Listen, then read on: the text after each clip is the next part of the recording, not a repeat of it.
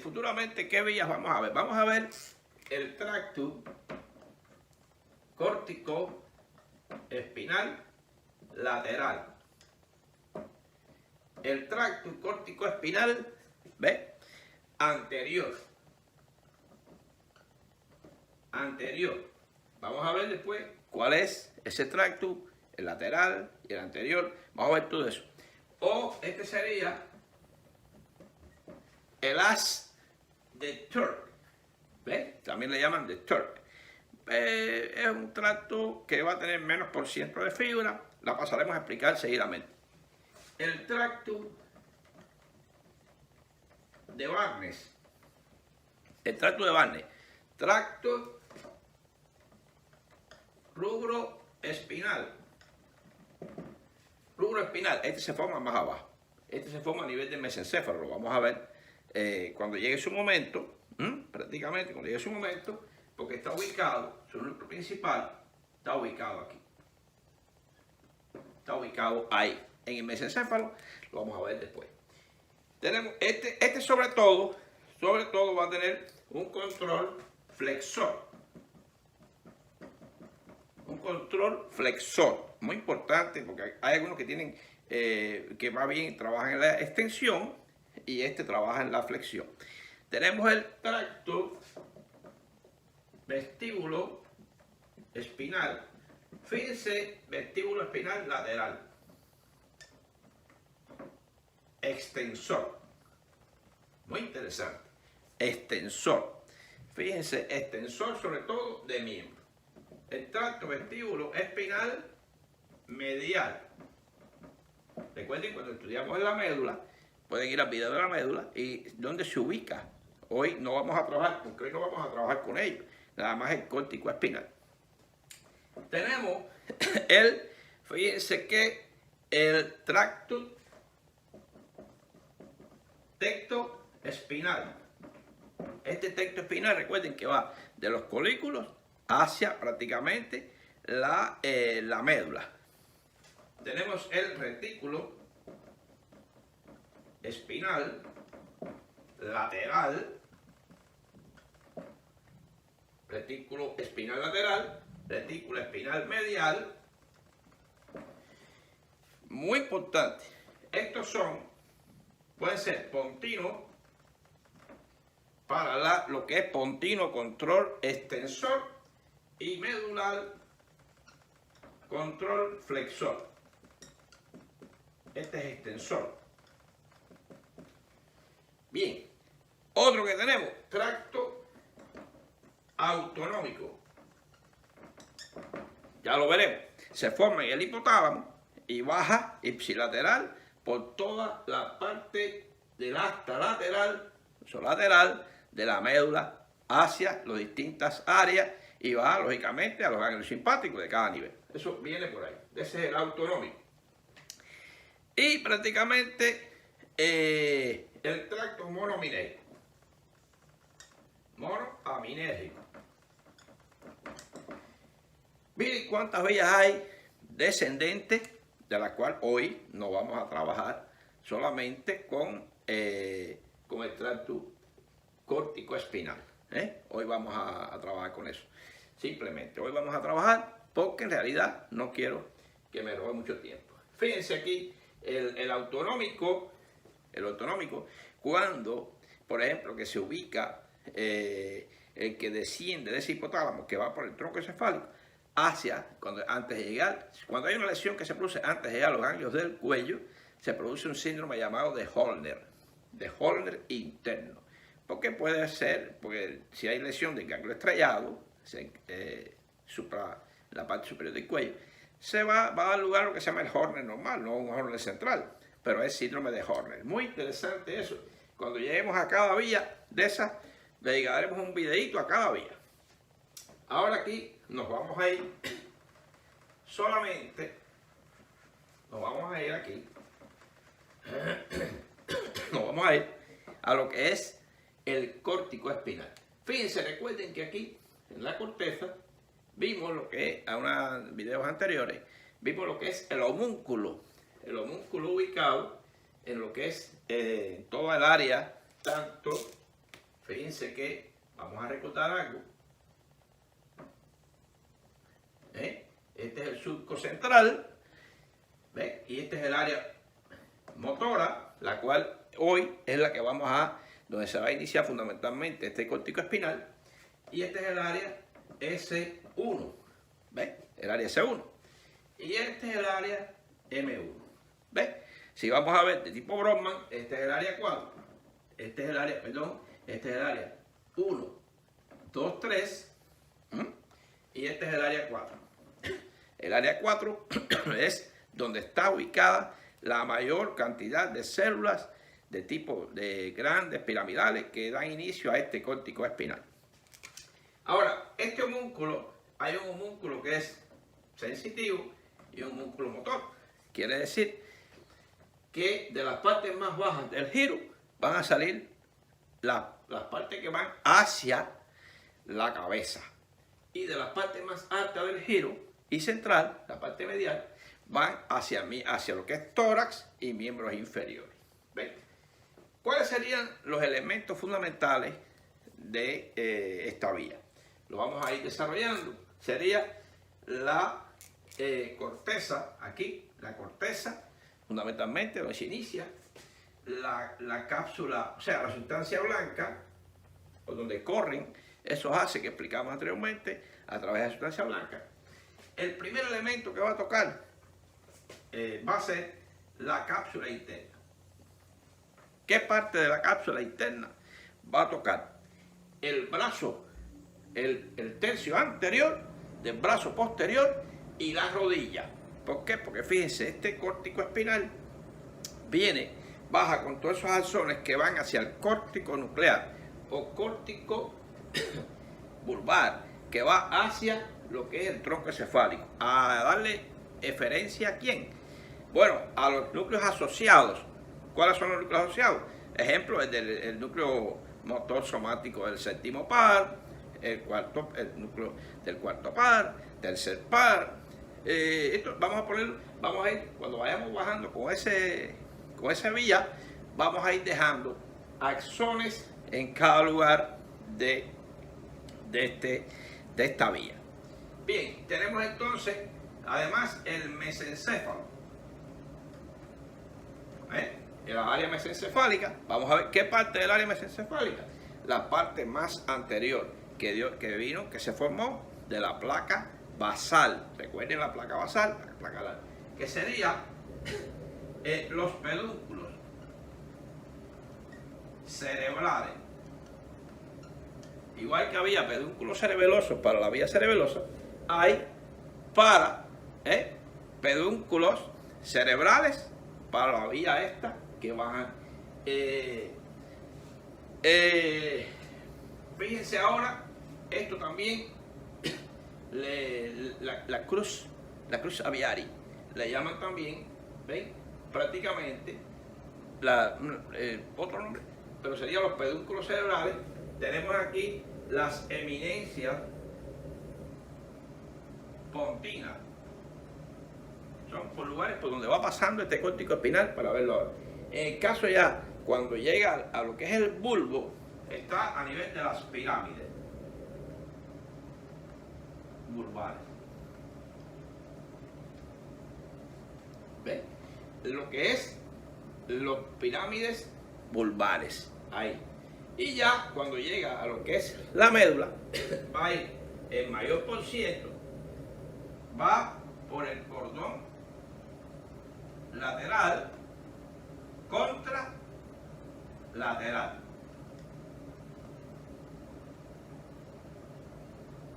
Contralateral. Fíjense, por contralateral. Muy interesante. ¿Ven? Ahí. Y ahí, lógicamente, vamos a ver a dónde va a llegar. Cuando llega ya de lo que es, después que se decusa hacia abajo, a dónde va a llegar esa neurona que se formó, que no para. Esta vía nada más va a tener dos neuronas. Una neurona motora superior y una neurona motora inferior. Muy importante, de tipo alfa. Muy bien, ya viendo esto, vamos a proceder a ir bajando poco a poco el córtico espinal. Formado, lógicamente, fíjense, como les decía, de todas estas áreas, aquí se va formando fibra, fibra. Y fíjense cómo él va llegando a la cápsula interna. Después de viajar por toda esa sustancia blanca que le dijimos, y llega a lo que es el tercio anterior del brazo posterior y la rodilla de la cápsula interna. Muy interesante. Continúa descendiendo por el mismo lado, fíjense, por el mismo lado, hasta el pedúnculo cerebral, ocupando los tercios. ¿De qué manera? Igual, si yo pongo un muñequito así, ¿ves? Si yo pongo un muñequito de esta manera, la cabeza me va a quedar un poco más medial y las piernas y el tronco me va a quedar un poquito más lateral. Bien, ¿qué pasa aquí ahora? ¿Qué va en este mesencéfalo? ¿Qué núcleos teníamos? Cuarto par, vamos a quitar el núcleo rojo un momentico. Tengo cuarto par y tercer par. Bueno, pues entonces el córtico espinal le va donando fibra a esos del mismo lado. O sea, yo lo pinté del mismo lado. Hay algunos que se cruzan o no, pero estoy haciéndolo para didácticamente. ¿Se me entiende? Aquí en este caso va a ser el cuarto par, ¿no? Y el tercer par. Tercero y cuarto par. Recuerden que el 1 y 2 son aferentes fundamentales. Sigue bajando y vamos a ver que tenemos aquí el sexto par. Le va a dar, aquí sigue bajando, vamos a pintarlo,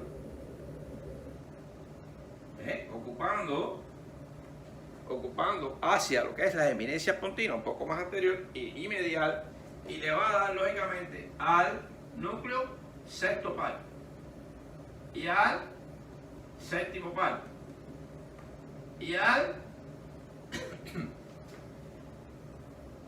salivatorio superior y quizás el salivatorio inferior un poco más aquí, salivatorio inferior, aquí por allá atrás, dorsal del vago, ¿ves? Núcleo ambiguo, todos son, le va a ir dando a los núcleos, va a seguir bajando, descendiendo, ocupando las pirámides, y le va a ir dando fibra a todos los núcleos que son motores. ¿Ves? Prácticamente aquí también le dio al motor trigeminal, motor del trigémino. Él va dejando fibras a esos núcleos asociados que hay. Ya al llegar aquí a las pirámides, ¿ves? Ahí todavía lleva prácticamente lo que es córtico espinal. Si quitamos los núcleos asociados, lleva el 100% de las fibras del córtico fugal o córtico espinal. ¿Qué pasa? Que al llegar acá, a lo que es el límite medular, la parte superior, y en la parte inferior del bulbo, hay una decusación.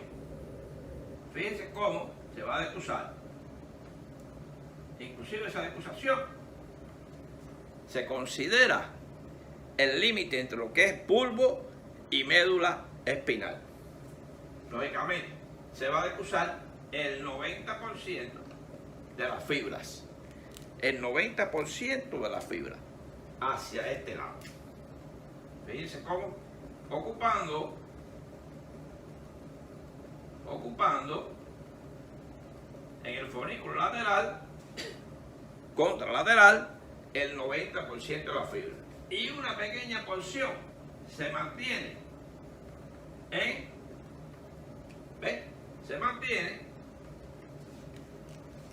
el mismo,